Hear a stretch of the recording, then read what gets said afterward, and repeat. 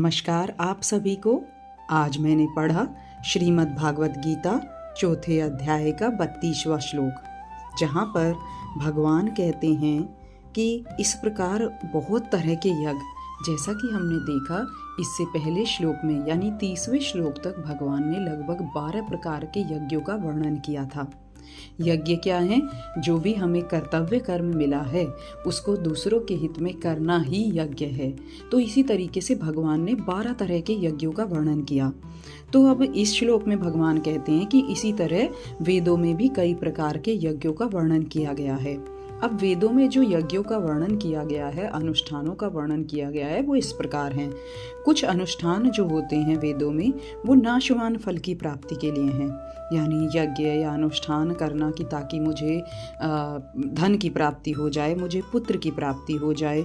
तो इस तरह के अनुष्ठान अगर हम कर रहे हैं तो इससे क्या होगा? ये अनुष्ठान करना भी लाभप्रद है, लेकिन इसके चलते हमें इस लोक में और स्वर्ग लोक में लाभ मिलेगा, यानी हमारे पुण्य एकत्रित हो जाएंगे।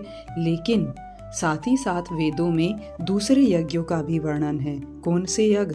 परमात्मा प्राप्ति के लिए, जैसे कि श्रवण, मनन, नित्य साधन, प्राणायाम, समाधि, इन अनुष्ठानों का भी वर्णन है। तो उपयुक्त जो पद है यहाँ पर लक्ष्य क्या है बताने का? लक्ष्य यही है कि वेदों में भी कई यज्ञों का वर्णन है, जैसे कि पिछले श्लोकों में भगवान ने यज्ञों का वर्णन किया, क्योंकि जो यज्ञ है वो वेदों से उत्पन्न हुए हैं और सर्वव्यापी जो परमात्मा है वो यज्ञ में नित्य विराजमान है। तो यज्ञों का जो लक्ष्य है वो क्या है? परमात्मा प्राप्ति। तो हमें जब भी हम यज्ञ करें तो यहाँ पर श्रीमद् भागवत गीता में बताया हुआ है कि जब मैं निष्काम भाव से दूसरों के हित में कर्म करूँगी तो वो यज्ञ बन जाएगा और ऐसा यज्ञ करने से मुझे परमात्मा की प्राप्ति हो जाएगी। साथ ही साथ यहाँ पर यह भी बताया गया है कि सारे के सारे जो यज्ञ हैं वो कर्मजन्य हैं, यानी कर्मों से होने वाले हैं। तो शरीर से हमारी जो क्रियाएं हो रही हैं, अब वाणी से जो हम बोल रहे हैं, मन से जो हम संकल्प कर रहे हैं, वो सब कर्म है। जैसे अगर अर्जुन जी का ही उदाहरण ले तो अर्जुन जी अपना कल्याण चाहते हैं लेकिन युद्ध नहीं चाहते। वो बोलते हैं कि भिक्षा मांग कर मैं खा लूंगा। तो भगवान कहते हैं क्या भिक्षा मांगना कर्म नहीं है? तुम्हें जो स्वधर्म प्राप्त हुआ है, तुम्हारा क्षत्रिय होने के नाते जो धर्म है युद्ध करना, तुम उसको छोड़कर भिक्षा मांग रहे हो तो ये भी तो एक कर्म ही है। तुम्हें क्या लगता है कि भिक्षा मांगने से तुम कर्मों के जाल से मुक्त हो जाओगे? यानी यहाँ पर भगवान क्या बोल रहे हैं कि हम कर्मों के बंधन से तब तक मुक्त नहीं हो सकते जब तक हम उन कर्मों के साथ अपने आप को जोड़ना नहीं छोड़ेंगे। यानी उनको क्या लग रहा है कि युद्ध करने से हिंसा करेंगे, पाप के भागीदार बनेंगे, है ना?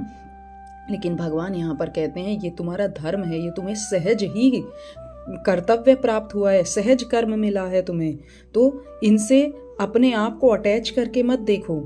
तो यही यहाँ पर बताया गया है कि एक सीख हमें क्या लेनी है कि कर्मों के बंधनों से तब तक मुक्ति नहीं मिल सकती जब तक हम कर्मों से निर्लिप्त नहीं हो जाते हैं।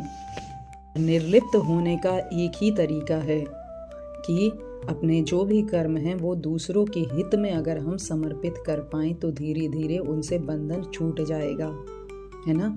देखो संसार में तो बहुत सारी क्रियाएं हो रही हैं, लेकिन सबसे हमारा संबंध नहीं है, सबका इम्पैक्ट हम पर नहीं पड़ता।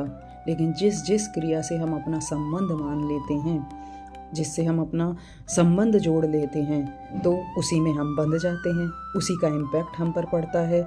हम उसी संबंध को जोड़ के नाराज होते हैं, राजी होते हैं, खुश होते हैं, दुखी होते हैं, लाभ हानि हमें प्रतीत होता है।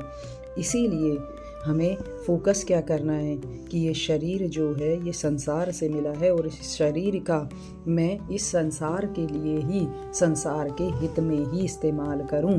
जो भी मुझे मिला है वो संसार से मिला है, तो इस संसार के हित में ही अगर मैं लगा पाऊं तो धीरे धीरे कर्मों के बंधन से मुक्त हो पाऊंगी। आज के लिए बस इतना ही। धन्यवाद।